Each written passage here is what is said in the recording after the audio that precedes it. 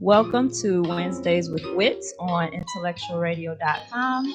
I am your host, Whit Devereaux, and today we have a very special guest with us, the one and only Miss Jurema Gorham of Burst into Books. Jurema, before we dive into our segment for today, which I'm extra excited about, Overcoming with the Village Behind You, can you please tell us about yourself in your own words, who you are and what you do? Hello, everyone. I am Jurema Gorham. I'm a mother, I'm an educator, and I'm a community organizer. I'm also the founder of Burst into Books and Remixing Narrative, LLC. And I'm just all about rebuilding the village. And so what I mean by that is that I am a lover of all things that's dealing with education and families, but I also understand that we need to work together in order to make those things happen. And so the work that I do is one thing isn't exclusive of the other. So helping children to become avid readers and love education and want to be change agents also means I have to care about their family, their home life, and their traumas. And so we just make sure that our programming kind of hits on all those spectrums so that we can really just work as a team to hit our goals. Awesome. So today I want to reintroduce our listeners to what you said, which is similar to the African proverb, it takes a village to raise a child. Do you believe that this still holds true today? I definitely do. I believe that in order for us to see, I think big news conversations about is what's wrong with our generation, right? Like kids are looting, kids are doing this and that. And a lot of times it's this idea of like, well, their parents should be doing it, or the problem is because of the school, the problem because of that. And really, the problem is that if we all aren't on the same page, we create what we see now, right? If we're leaving it to just the parents to take care of it, but I feel no responsibility, that I'm actually not doing my part in the village. So I definitely believe that it takes multiple people to influence and really help. You know, even as an adult, I have many mentors. I have an amazing relationship with my parents. However, them alone is not what created who I am today. So I think it's just important that we know that it really takes us all working together to help create the type of generation we want to see in front of us. I definitely agree. I always try to thank my village. And for me, my village looks like my mother. At one point, it used to be my dad before he passed. He was a major part of our village. My sisters, even the tutors that are at the schools and at their outside program, which I'm excited to talk to you about your tutoring program as the conversation goes. But I know for me as a single mother, I can't be everywhere all the time, right? So it's good to have those mentors, tutors, people that want to step in and help and be okay with correcting them. Because sometimes I hear people like, oh, you can't correct my child. Like, no, I think we need to get back to if you see a child doing something, holding them accountable, correcting them before they even get home. Yeah, and I think it's just so powerful for a child to know that the expectation of me being great is expected everywhere. You know what I mean? It's not just when I'm at home, I need to be a certain way. When I'm at school, I'm a certain way because my mom doesn't even really talk to my teacher, so I can kind of do whatever. Or if I'm on the block, my neighbors don't know my family. I think that it's just important that a kid knows that wherever I'm at, I can get it, whether positive or negative. You know what I mean? Like either I'm gonna get praised because they really know what's going on with me. That's great. Or also, I know that if I'm clowning, my teacher has, because they have a relationship with my parents, the same type of like not authority, but the same type of concern and support that I know that, man, I don't want to disappoint my parent. I should also not want to disappoint my teacher because they have already been kind of added into my village. So I think what you just hit on is so important that we just kind of have a mindset that we all are in this together, both in correction and in empowering. Yeah, I like that extra part, empowering, because children need that as well. They don't want to just hear what they're doing wrong, but they need to hear when they are doing right. Yeah, so how is Burst into Books involved in the village of those it's connected to? Well, you know, we do it in a variety of ways. So the first way I would say is just like educational programming. So we we've started our tutoring program, which started this summer. That's going to go into the school year, and really want to be a support to families and parents, and to be honest, the school as well, because a part of our model is working with the teachers and being able to see like what do they see that the child needs work on or doing great in, so we can be in alignment in what we're tutoring, and then also a relationship with the parents, and so that we're able to see, okay, what is it that you need so that we can be a support. And so just all around, not just creating a program that's just about like a curriculum, but really, connected to that child's needs. And then when it comes to the educational piece, like we have that down, right? But then when it comes to just their basic needs, when it comes to food and materials and things like that, like hosting events like outreach programming and being able to do like food giveaways. We had a big food giveaway last week, and it was really cool because I'm still able to, provide this program for families, but also they see us as a resource for groceries, right? Because again, that's a part of a child. Like if they are hungry, they're not thinking about reading that book. They're not thinking about that assignment because they have other things that they're worrying about. So just trying to be a part of providing resources for families and being able to let them know that we do care about that aspect as well. So I think just really making sure our programming and the things that we do is really responsive and aligned with what parents are needing at that time. That's awesome. And just congratulations for all that you're doing in the community, feeding people and making sure that they also have resources. Again, if people don't have their basic needs met, like you said, they could care less about education or going to school or reading a book or any of that. So, if you all are just tuning in, we are on Wednesdays with Whit on Intellectual Radio. We have special guest Jurema Gorham of Burst into Books. We are going to take a quick break. When we come back, we'll be talking about her Money Chat webinar and many more offerings for Burst into Books. So, stay tuned.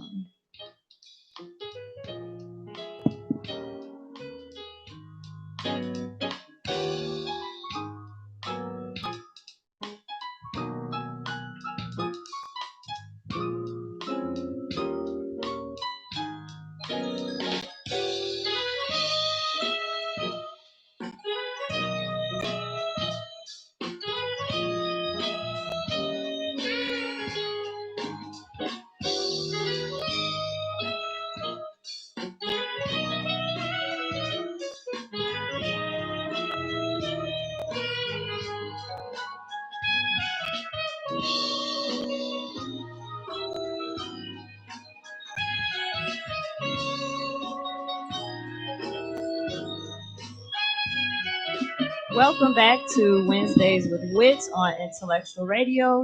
Now, to my right of me, you see my lovely co-host, Steiner Inspires.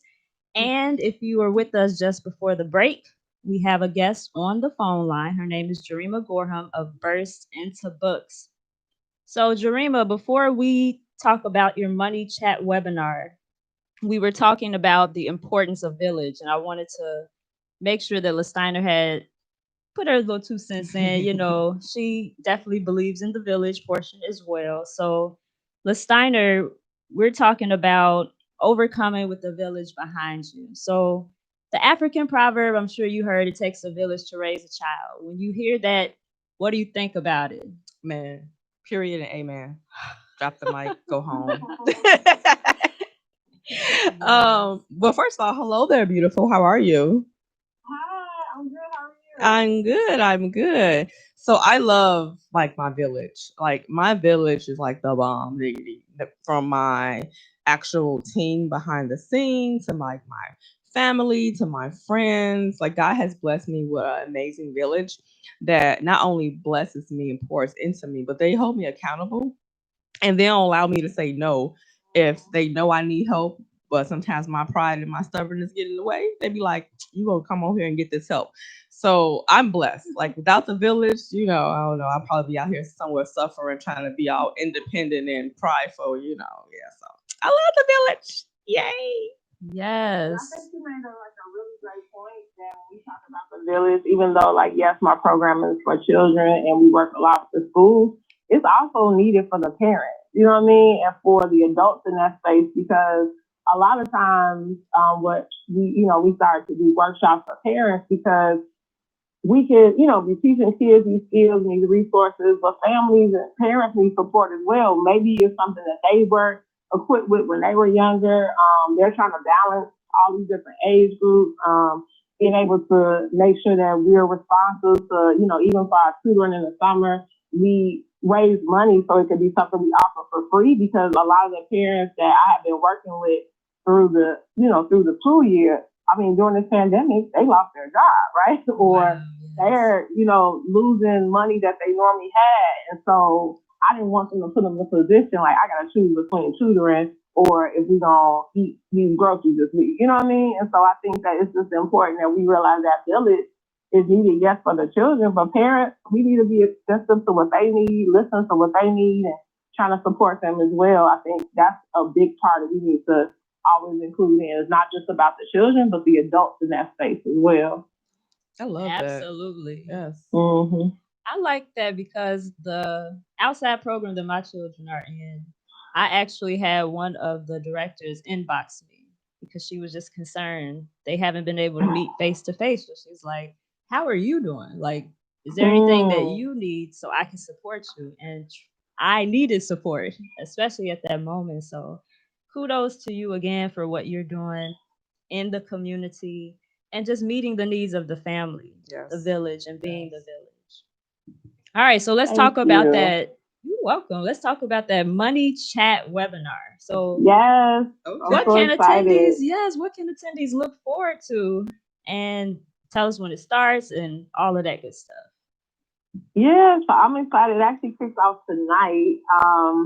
It is a workshop that a really good friend of mine that I've met through this time of doing my work. She's actually in Philly. Her name is Rachel Hannibal, and she is a financial advisor out there. But she wrote a book series for children to teach them about savings and finances. So she was saying how she was coaching parents on, their finances and budgeting and all of that.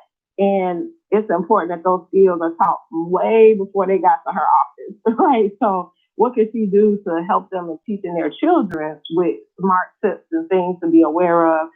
Because if you're like me, my mom, yes, talked to me about like credit cards and things like that, but I didn't learn I learned a lot through trial and error and a lot of errors, like of just what to do with my money, how to get better on my credit. And so what happens when you teach a 6-year-old that, right? Versus them finding out when they're in college and they get their first credit card. So she reached out to me and was like, hey, I've heard a lot of stuff going on in Chicago and I want to be a part of the solution. I would love to offer my workshops that I normally charge completely free to children from 6 to 17 years old. I'm like, bet.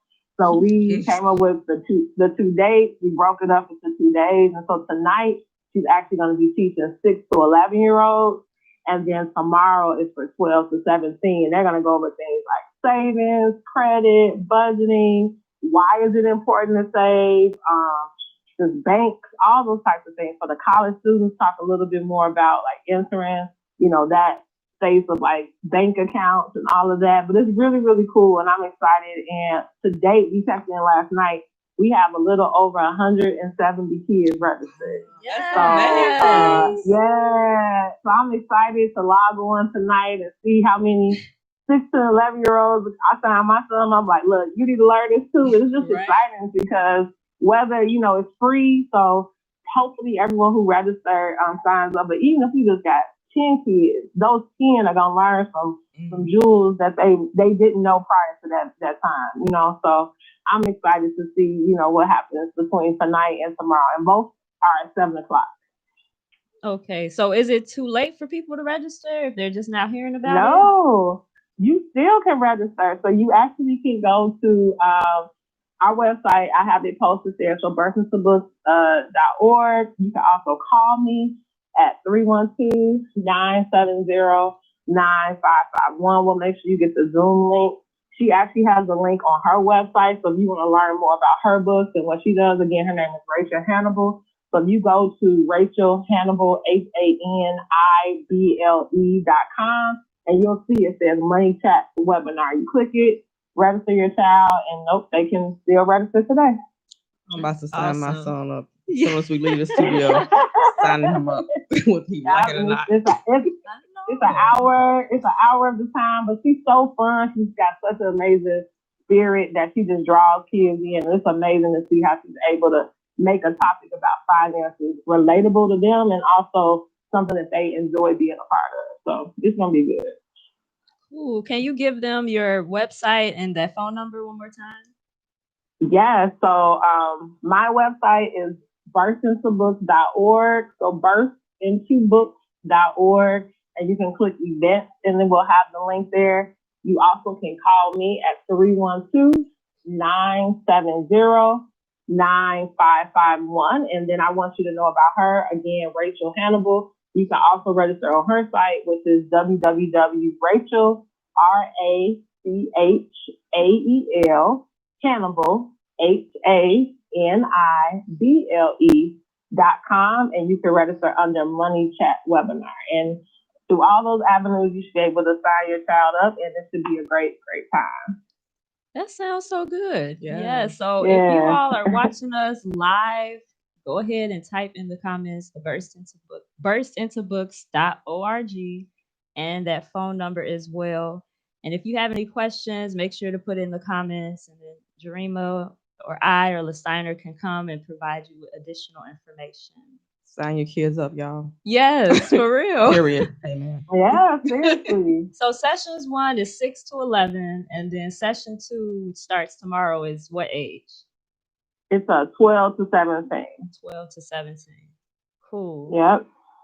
All right. So how did you get started in childhood education? Because she's also an educator on top of having a nonprofit.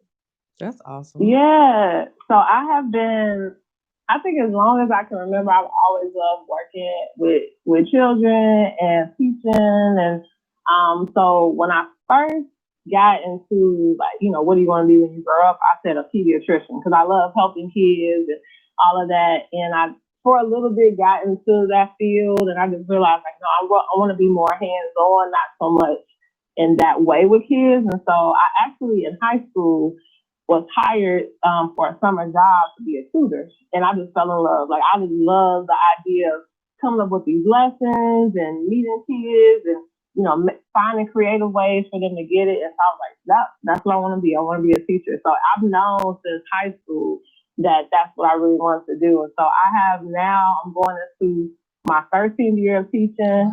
I have taught everything from kindergarten. I'm now a freshman teacher. I taught middle school for a good number of years.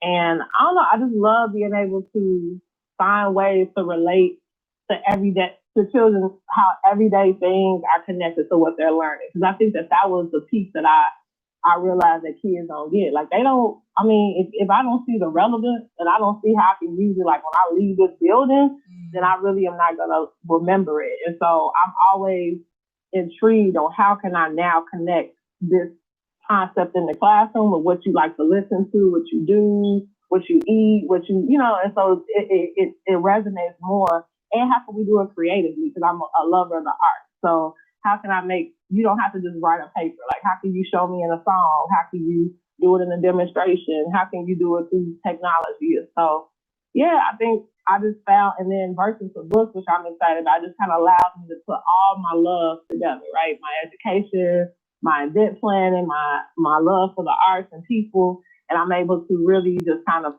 fashion and create the spaces that I think is really great for families. So I'm over here cheesing. Like y'all can't see my face if you listening in, but I'm like cheesing, like oh my god, I just love her because when I think of how I learn, I'm a very hands-on visual person, so I can listen to something, but I need to be able to write it down and, like you said, apply it to my life and make it relatable. So I love that you take the time out to do that, and you want to make sure that the youth that you're pouring into and that you're teaching understand what you're trying to relate to them as they can relate it to their own world. So, God bless you on that. Like, if I could see you, I probably would give you a COVID-19, long distance hug or whatever. But because we're going to meet one day. Yes. But I love it. I think we need more educators to really think like that, especially in a lot of our urban communities. We need them to understand, like, let's see what's going on in the world. Let's teach them how to apply the things they need, as well as educate them and show them what we care about, what they're going through at home. So, girl, I just love you. Thank you. You know what? I was thinking when you said when you were younger, they asked, "What do you want to be?" You said a pediatrician. And when I was younger, I had like this long list of all the stuff I wanted to do. I'm not surprised. Yes. And my sister asked me on Sunday, like, why didn't you ever become a dancer? And my mom was like, well, she always liked to write. And I told her, well, I wanted to be a writer, a dancer, a singer, an actress, like all this stuff. So for those multi passionate people out there, Do it. I feel yeah, you can be all those things. What did you want to be when you grew up, Lysina?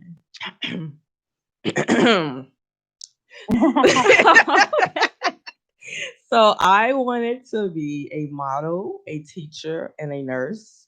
I also wanted to be a published author, and I wanted to be awesome. So out of all of those, I am everything but, well, I've kind of done nursing. I work in the medical field.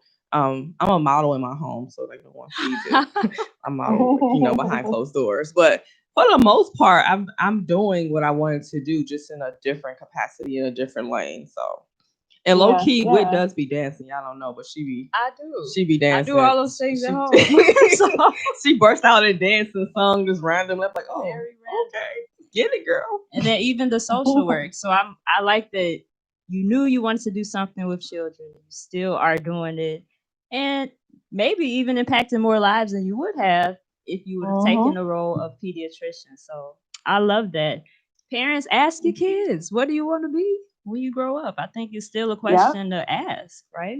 I still ask my And son. I think it's important that you can say you can do it all. Yes. Oh, yeah. Because I think that it's so important. Like my son, for example, he gets introduced to something new and he's like, oh, I want to do that. You know what I mean? Or if it's something that he wanted to do at first and he's like, well, because he's really into sports but he also loves building. So he'll tell you what's his favorite subject, and probably it's about science. He's like engineering, like science. He loves creating and all of that, but he's really into music as well. And so, I'm like, okay, do all of it. You know what I'm saying? Exactly. Like build, play sports, and make music. You know what I mean? And so I think it's important for us to not put kids in a box, because then you start feeling like, okay, what about, like you said, multifaceted, like me as well. Like I've always been a nerd. I love learning. I love reading, but I love music. I love the arts. And so how can I combine all my passions? I don't have to choose between being an educator and an artist. You know what I mean? I don't have to choose between being, like you said, a dancer and a writer. Like I can do all of those things. And so I think that the more we give our kids freedom to explore, then they can really become like those innovators that we need. Because as the world evolves, professions need to evolve as well. Yes, I love it. Exactly. And I think we should all have multiple streams of income. Period. Which with the Money Chat webinar, I'm sure y'all gonna touch on that. So make sure that you all sign up. Okay, Jurema, tell us more about the program and services under Burst Into Books. I know that you have e-learning and tutoring. What else are you offering? So I'm excited. We are kicking off our book clubs. And so our book club, of course, previous to everything going on, has always been in person. But we're going to do virtual this year. And I'm excited because we took a lot of time in how can we still create the intimate space that we had when we were in person, online. And so we are doing our virtual book clubs. And so our virtual book clubs are going to start September all the way to May. And we always post the third Saturday of every month. We range from the ages of 6 months all the way to high school. And in those spaces, there's a different group leader, because I have 5 different groups. We have a group that's for 6 months to 3-year-olds, and that is with parents. We have a 4 to 7-year-old group, an 8 to 10, an 11 to 14. So it's like our middle school, and then we have a high school group. And I'm excited because we still were able to keep all the components and add more with this virtual world than what we had before. So, for instance, we still will have guest authors. We always have a guest author for every group, even for my babies. We also still will have our interactive activities. So we're already going to give parents ahead of time, like, hey, these are if at home supplies they may need, and we'll also have some available at my building. So if they, financially can't get it, they can always come and pick it up. We still are going to do like our different incentives and reading challenges.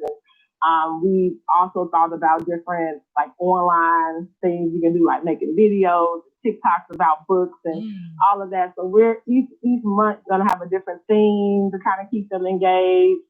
When you join the book club virtual, you're going to get your membership card in the mail along with some other items. And so there's ways to still get kids encouraged and engaged. And so we're actually doing an open house this Saturday. I think it's important for families to meet the teachers and kind of hear our vision and see how it's going to be different. So that's going to be this Saturday from 11 to 12. You'll get to meet all of my team. You'll get to hear what they have planned for their different groups, ask questions. They're going to share their favorite books. And so it should be a really good time. And so again, we're starting to do registration now. So you go to birthintobooks.org and click under events. It says book club. You can register and start getting your kids signed up for that. And then on top of our book club, we're doing our tutoring, as I talked about, and then our e-learning services, which will be some different classes we're going to teach starting in October. So we're going to do like reading and math classes that focus on different skills. I did a poll on to different families asking them like, hey, what kind of support do you need academically? Is it just tutoring? Is it small group setting, like small classes? And many parents said they want both. And so we're going to do tutoring still, but we're adding some small workshops throughout the year that parents can sign their kids up for that might go over like the foundation of algebra or reading strategies and, just different things like that that can be a support. And so, I'm excited. I'm really excited about our book club series. I'm excited about our tutoring. And I'm excited about our, like I said, our other e-learning services. That is awesome. So you all Burst Into Books is covering all bases when it comes to your children and also support for the families. So I know that you had to take it from in person to now online. And I believe that you said now you're able to reach more people. Is that right? Yeah. Right. Yeah. It's been awesome. I think that, at first it was intimidating to think of like, oh my God, we did so much in-person events. Like I had author story times at the library. We did literacy nights in schools. I also had my book clubs going. We had our workshops and all these things, we were able to set the atmosphere and, have snacks and have different, ambiance for those events. And so to become virtual, it was like, man, is that going to just go away? And to be honest, just this time in the pandemic has allowed me to be very strategic in how we target families, but also has expanded our audience. Because I'm online, we don't have a limitation of where you live. You know what I mean? There's no limitation of where like for instance, our authors for our book club are from different states. Like I was able to have some authors who before maybe traveling here was a difficulty, or they have to pay for their flights and figure out schedules. But now it's like, hey, in our book club, we got authors from Philly, New York, Chicago, Atlanta, because all they got to do is click a link and get online. You know what I mean? And so it's just really cool that also with the book club, we got kids from different cities, right? It doesn't limit you to just be in Chicago because it's virtual. We got broaden our audience. So we saw that with this summer during our story times throughout the week.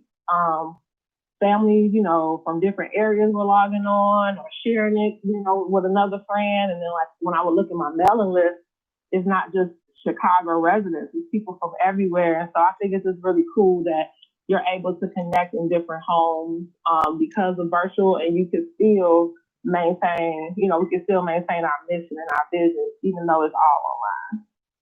That's awesome. So like, have y'all thought about doing a snack of the month?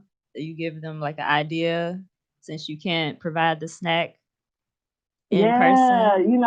So that's really interesting you said that, because so we thought about along with the things like having like a snack of the month, or like I said, we're gonna be mailing things through the mail that's like connected with the book. So just maybe giving, like you said, like tips for parents, or For instance, if the book is connected, say, the book theme is about cooking, giving them like a recipe card or just different things like that. So we definitely have been thinking about how we could still keep the elements of the book club in session, because that's what made it fun. Like, kids got their snack, they were doing crafts, they met an author, they got free books, they're able to meet with the teacher. So how can they still do that? Like, we're still going to be giving away free books. So we have days that people can let us know they want to come to the building, and they can come and get as many free books or donate books. Like, I have a few people who are they're reaching out to say, hey, we got books to donate, so we're still taking book donations. So just still trying to maintain, the elements that we had before, but it just may not be all at the same time, but you still have access to it. That's awesome. So people who are in the community or maybe listening today, if they want to donate books or sponsor a child or partner with you in some way, is the opportunity available for them to do that? And if so, what would they need to do to join you? Yeah, we are always looking for people to donate, as far as like in-kind donations, book donations. If you want to be a volunteer, we always are looking for that. So if you go to our website and you go to www.bursonsforbooks.org, we do have, you can join our mailing list. So when we are sending out notifications about different opportunities, you can take that to account, or you can email me directly at bursonsforbooks@gmail.com and let me know, hey, I have this organization, I think that we will work really well together, or hey, I would love to, learn more about programming. I try to, as much as possible, make sure that myself and my team are very accessible, because I believe it's important. I'm all about relationships, so I'm not hard to reach. So if you want to contact me, you can email me at bursonsforbooks@gmail.com, or you can fill out on our website. We also have, like I said, you can join our mailing list and volunteer at bursonsforbooks.org. Cool. All right. So for parents who might be struggling with balancing parent life, and now many students are going back to school and they're online and now they're a teacher, what advice would you give to those parents? First thing I would say is a schedule is so important, but a fluid schedule. So what I mean by that is, even for me, I'm a parent and, I'm a teacher and I've got this business, and the idea of just things just happening all around me with no set parameters is really freaking me out, to be honest. And I also decided this year I'm going to homeschool my son. And so I think that it's just important that for not only yourself, but your child, that you have a schedule. It's so important for us as parents and for children to have a routine, and routine lets us feel safe and lets us feel less anxious, because I know what to expect. And so I would say just like looking at your schedule and figuring out like, hey, how am I going to be able to make this thing work? Schooling traditionally, right, is not like a 9 to 5 or a 9 to 3 type of day for your child normally. However, for me, for example, my work schedule, because I teach, my classes are in the afternoon, and in the morning I have office hours. And so certain days I'm not going to be available in the morning. However, I have the fluid with my schedule now to be like, okay, well, then that could be a time where he's reading independently or he's doing something active. So knowing that you have control of your schedule, but creating one is so important, because it also allows him to know what's expected of him. Like, hey, every day, regardless, he's up by 9 o'clock. You would have ate, you would have done this, or that. And so I think just having a schedule will help so much. And then secondly, give yourself grace. Because guess what? That schedule is not going to work perfectly. It's not going to be perfect. And it's going to have to adjust just like everything else. And so bringing in, like I said, that village is so important. So even though he's going to be homeschooling, I'm still looking for like what are resources that are out there. Who's doing art classes? I feel he loves art. Who's doing like an online art class that he can log on to? And that's a part of his schedule. And that's also free time for me, because now he's engaged in that. And so pulling in people and things around you to be able to get that together, and then having a separation. I think the biggest thing for me working from home has been like, how do I get back? For me, coming home was like, woo, for work, right?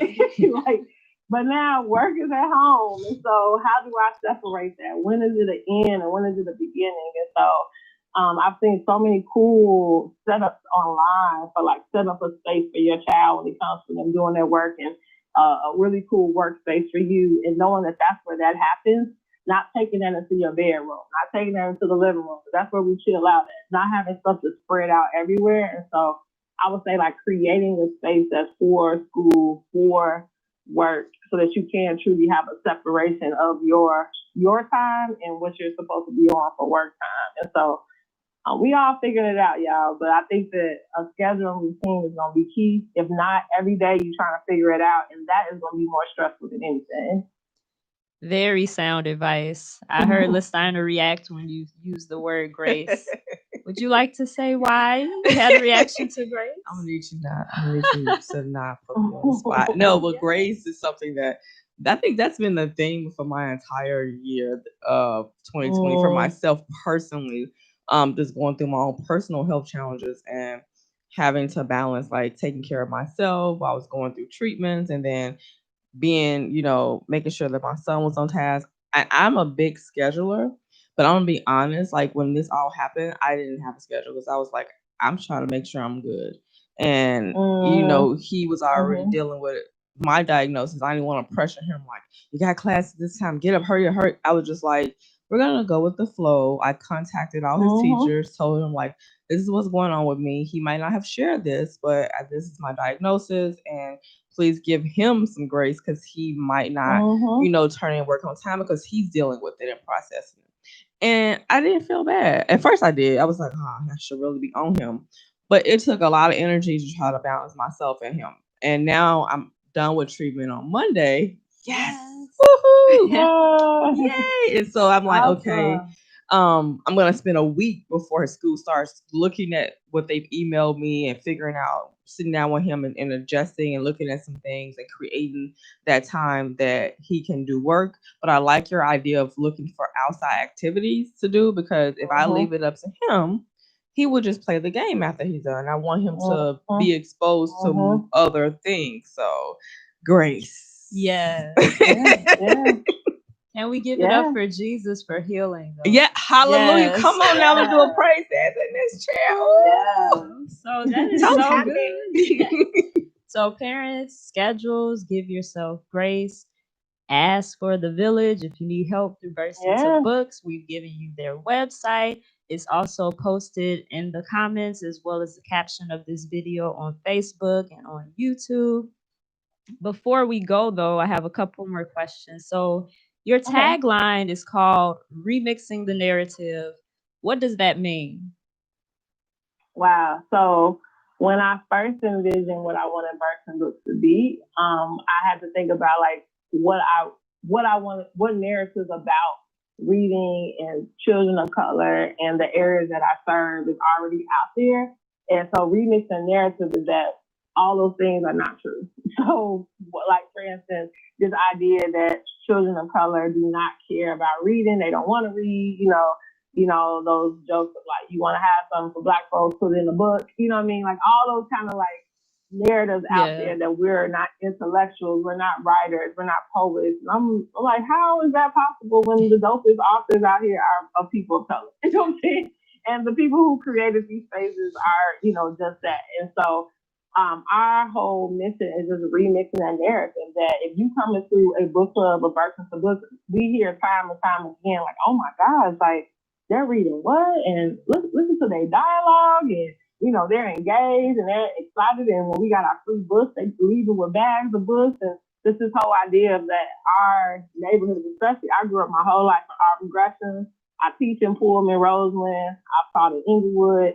And in each of those spaces, all of those babies are brilliant and they are striving and they want to be their best selves. It's all about lack of access, right? If you give them access and you push them and you show them and you just expose them, they're going to rise to the occasion. And so our whole thing is that we're remixing that narrative that no, you're going to see brilliant children of color. You're going to see authors of color before them. That's why we do the authors coming in and talk to them. You're going to see parents who are highly involved and who are a part of the programming. You're going to see them working in the schools. You're going to see us cleaning up our neighborhoods, giving out food, because the whole narrative that we are not caring about our neighborhoods, like the South Side, you look to the North Side, is not right. But whose responsibility for that to come together? Yes, there's some political things that's involved, but our whole narrative that we don't care about our neighborhoods is just not true. And so I'm excited because everything that we do as far as our book clubs, our tutoring, our workshops, our conferences is all about, changing this narrative. When you talk about kids from the South Side of Chicago, it shouldn't be about violence. It shouldn't be about just gangs. It shouldn't just be about poverty. It should be about their brilliance. It should be about how they're innovators. It's how they're writers, how they're creative, and all those different narratives is what we're looking to change. So we're remixing the narrative about children of color. I love that. Me too. So remixing the narrative, if you all didn't know, now you know. We are basically getting rid of those negative stereotypes surrounding our Black children, our Black people, period. We is excellence. That's right. Like, drop the mic. It's like we are. Yes. So we are. What final words would you like to share with our listeners as an educator to encourage them during this time? Wow. I think so much. I think that as an educator, as I keep telling people, I'm excited, to be honest, during this time. I know it's frustrating. You don't know, what's going to happen with remote learning. You don't know how they're going to test and make sure your baby is on the right grade level. All those things are true. But I really believe that there should have been changes already. And so this gives us an opportunity to reimagine what school is really supposed to be about. I'm excited to have my son at home because guess what? We're going to do some financial literacy around here. He's going to learn about some home ec. We've been doing a garden. Like, these are things that he didn't have access to if he was at school, his normal, 8 to 2 o'clock during the school day, because he has to get ready for this state test and he has to do these worksheets or X, Y, and Z. But what happens when history can be the Black history you really wanted your child to learn in the first place? What happens when you can really teach them the history of your family now? Y'all can do a family tree. Ancestry.com, that's your history lesson for the week. You know what I mean? I just think it's important that we don't limit education to textbooks, right? This is an opportunity for us to get back to building character, sharing traditions, being able to really empower them with life skills, showing them why you need to know fractions. So guess what? You about to cook dinner tonight and you need to know how to measure it right. Like, being able to really reimagine what teaching is. And so as an educator, I believe learning happens in every space, not just at a school building. So just because they're not in the classroom does not mean lessons aren't being learned. If anything, they're about to learn the real lessons and the lessons they wanted to learn in the first place. And they get to learn more about themselves, and they can be more they can be more excited about what's being taught, because it's not just based upon the NWEA. It's based upon them just being a better person overall. Well, that was great. I love that idea. Yes. You're the second person I heard that talked about starting a garden since the pandemic. And that's something that I actually wanted to do. I have to figure out how because of where I live and all of that. But that's the second person. So I think I'm gonna act on that as well. But I want to be at your house. Yeah. And what's so funny is because I don't, and anyone who's listening who know me knows I do not have a green thumb. That is just not my ministry. Like I have 3 other siblings, and they all are into plants and gardening and all that. And I've just never been the one. I was the one like Jurema cactus, because she's gonna forget. Right. I'm gonna forget I even got a plant. You know what I mean? But since I've had the garden in my building and just trying to like create this space in the neighborhood, it's been so actually refreshing to see over time. And we get tomatoes now, we get cucumbers, and you're just learning about, you're just seeing life produce in front of you. And it's like because of what I did. And so I think that this is a time for me to, for many of us, to slow down and learn these new skills. Because I think really what I didn't like about gardening is not necessarily the gardening, but about the time it took for it to happen. But I think everything has slowed down. So what's the rush? You know what I mean? Like, enjoy the fruits of your labor, like learn something new. I just think that gardening for me felt like it wasn't a part of my lifestyle, but actually I need to slow down. I need to enjoy the process of things and not, want something that's so instant. Because I think that's our culture. We're ready to see immediate gratification for the work I just did. You know what I mean? So awesome. So thank you again, Jurema, for being a guest. Thank you. Yes, on Wednesdays with Whit on IntellectualRadio.com. Again, her information is in the comments. It's in the caption for YouTube as well as Facebook. She was one of our sponsors for today's show, as well as the Healing is a Journey conference, which is presented by LaSteiner. And that information is in the caption as well. LaSteiner, did you want to tell them really quickly what your website is before we go? HIAJlive.com. The tickets are on sale now. You want to go there because limited seating. Yeah. So thank you again for tuning in to Wednesdays with Whit on IntellectualRadio.com. Whoop, whoop.